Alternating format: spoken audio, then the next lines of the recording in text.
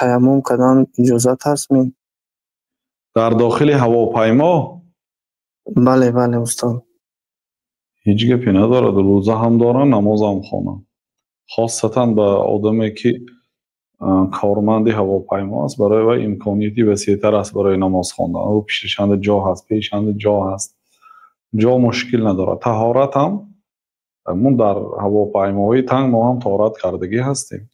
شرط نه که مقصد جای وسیع باشد و نجاست نشدنش هم ممکن است. اگر رفت و نجاست شده من آدم هیچ گپی ندارد دیگه، مادامی که دیگر لباس ندارد نماز خواند. نماز یگان چیز بهانه شده پیشی نماز گرفته نمیتونه.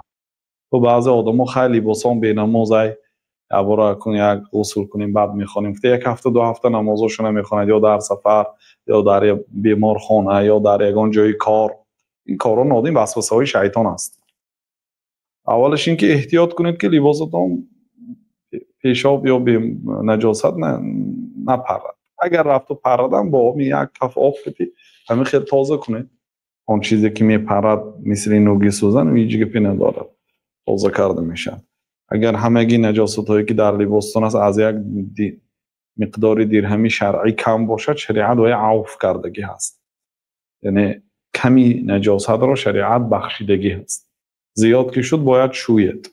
اینش هم اگر امکانیت باشد شوید، لیکن همش بخشیدگی است، خاصتا در هوا هست. این چنین روزه هم در همون کدام کشوری که عین حال قرار دارد با وقتی همونجا دهانش میبندد، یا اگر در هوا باشد عین حال هوای میبیند همون، یا ساعت میبیند پیشکی که در وقت سحر در کجا هست. احتیاطا نیم ساعت یک ساعت بر وقتر تمامش میخورد.